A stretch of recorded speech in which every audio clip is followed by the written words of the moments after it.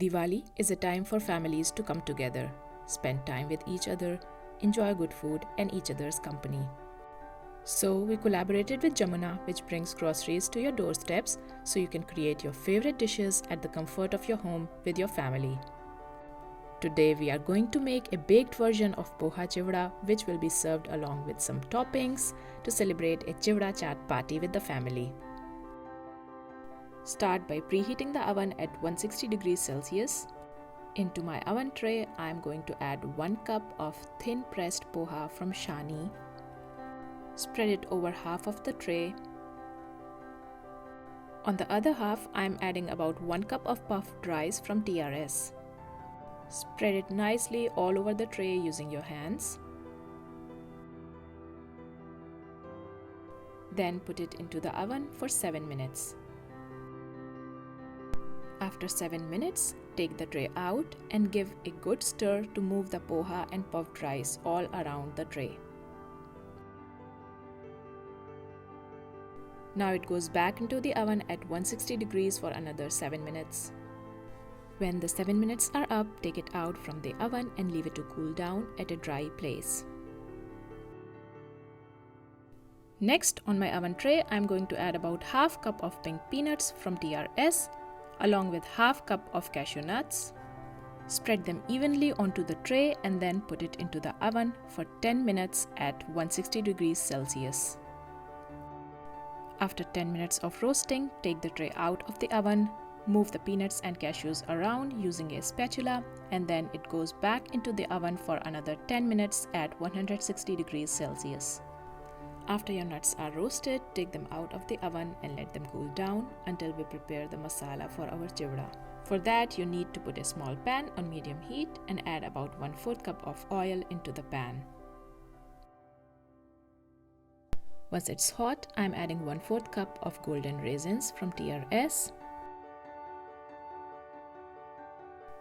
Frying them until they fluff up and change color. Once they are fried, remove them from the pan and keep aside. Now into the same pan, I am going to add 1 teaspoon of Shani turmeric powder, half teaspoon of MDH deggi mirch, and about a tablespoon of anjab dried curry leaves. Feel free to use fresh if you have them. Saute for about a minute until the spices turn fragrant. Keep the heat on medium-low so that the spices don't get burned. After a minute, take the pan off heat. Next, take a big bowl and add your roasted poha and puffed rice into it, along with your roasted peanuts and cashew nuts, your fried raisins, and your prepared masala oil. To this, we are also going to add 2 teaspoons of Everest chaat masala and 1 teaspoon of MDH amchur powder. Now, using your hands, rub all the spices into the mixture. Take your time doing this to make a homogeneous mixture and be gentle so that our delicate ingredients don't break into small pieces. The poha will slowly change its color and turn into a beautiful yellow chivda mixture. To serve, transfer it to a serving bowl. You can also store this chivda into an airtight container on room temperature for up to a week. So let's get our chivda party started.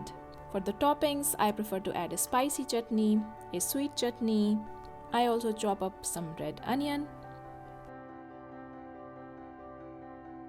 and some tomatoes.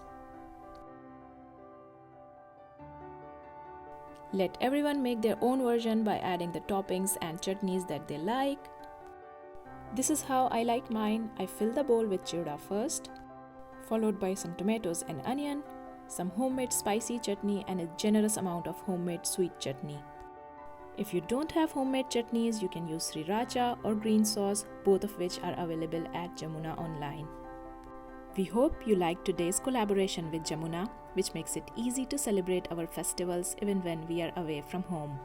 Here's Indisch.windisch and Jamoona wishing you a happy Diwali.